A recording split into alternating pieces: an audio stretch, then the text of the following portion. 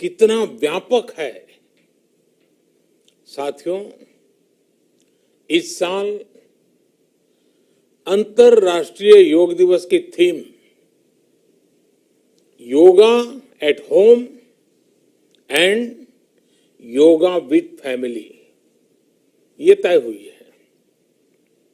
आज हम सब सामूहिक कार्यक्रमों से दूर रहकर घर में ही अपने परिवार के साथ मिलकर योग कर रहे हैं। बच्चे हो, बड़े हो, युवा हो, परिवार के बुजुर्ग हो, सभी जब एक साथ योग के माध्यम से जुड़ते हैं तो पूरे घर में एक ऊर्जा का संचार होता है।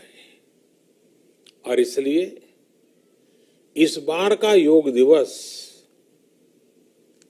अगर मैं दूसरे शब्दों में कहूं तो ये भावात्मक योग का भी दिन है। हमारी फैमिली बॉन्डिंग को भी बढ़ाने का दिन है। साथियों, कोरोना पैंडेमिक के कारण आज दुनिया योग की जरूरत को पहले से भी अधिक गंभीरता से महसूस कर रही है। अगर हमारी इम्यूनिटी स्ट्रांग हो तो हमें इस बीमारी को हराने में बहुत मदद मिलती है। इम्यूनिटी को बढ़ाने के लिए योग की अनेक विधियां हैं,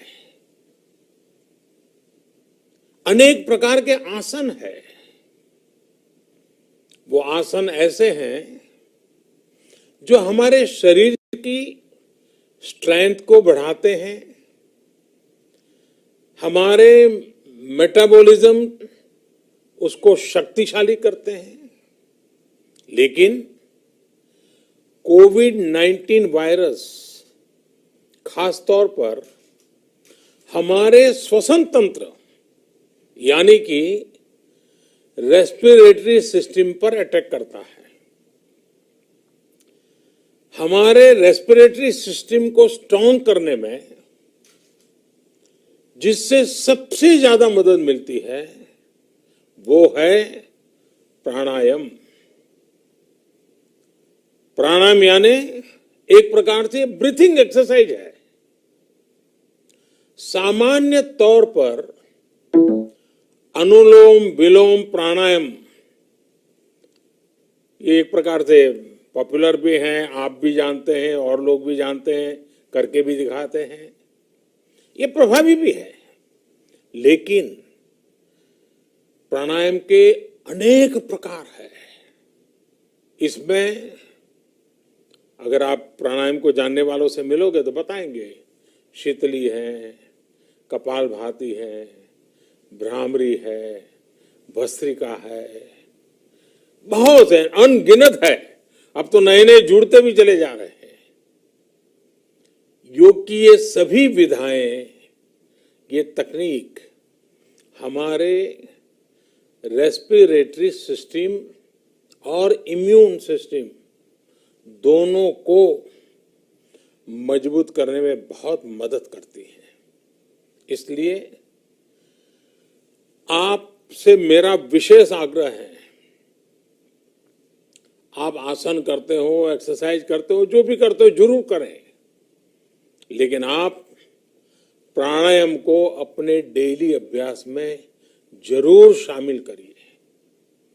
और अनुलोम विलोम के साथ ही अनेक जो प्राणायाम की टेक्निक्स हैं उसे भी सीखिए, उसको सिद्ध कीजिए।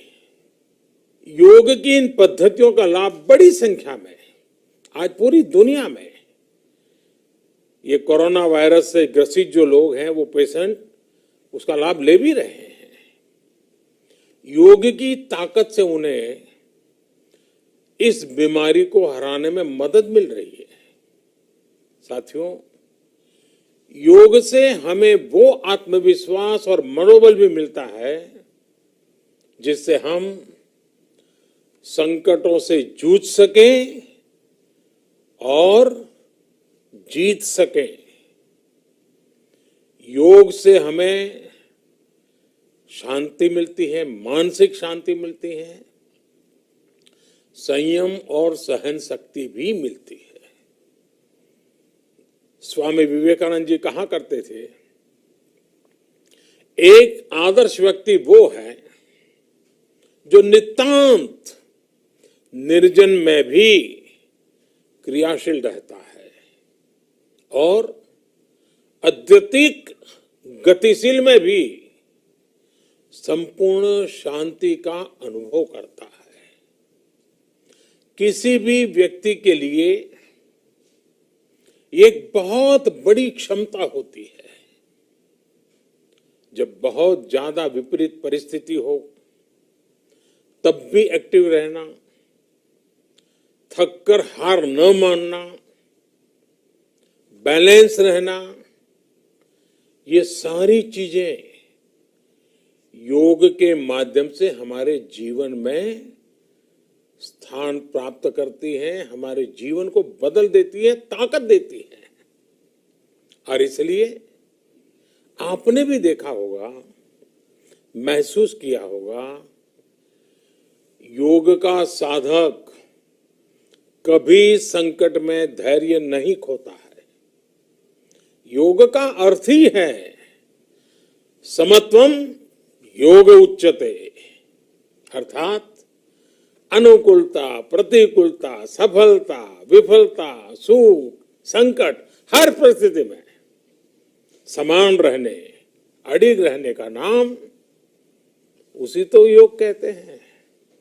Friends, yoga enhance our quest for a healthier planet.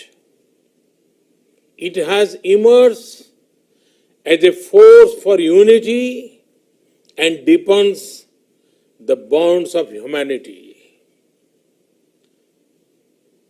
It does not discriminate.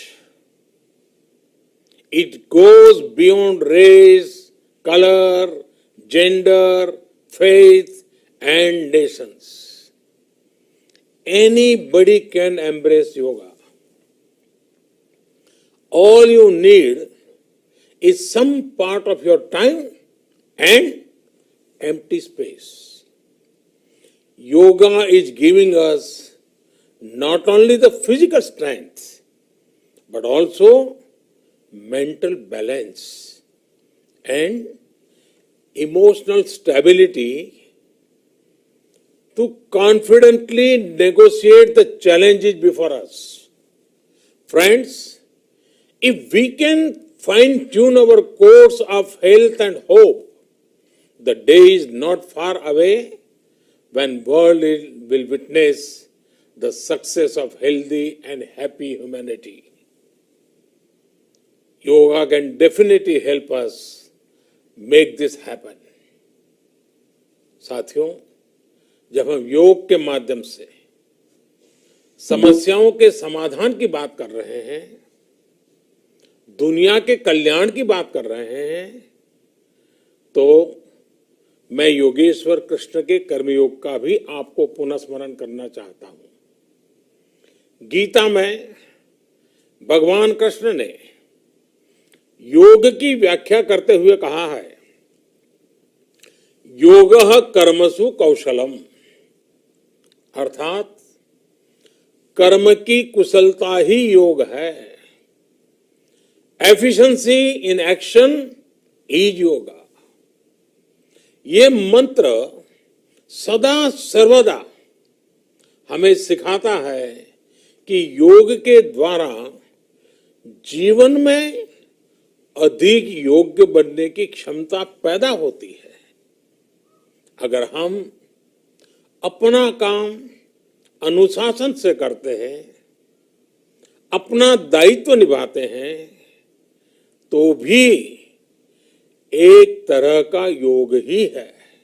साथियों, कर्मयोग का एक विस्तार और है। हमारे यहां कहा गया है, युक्त आहार विहारस्य युक्त चेष्टस्य कर्मसु युक्त स्वप्नावबोधस्य योगो भवति दुखा।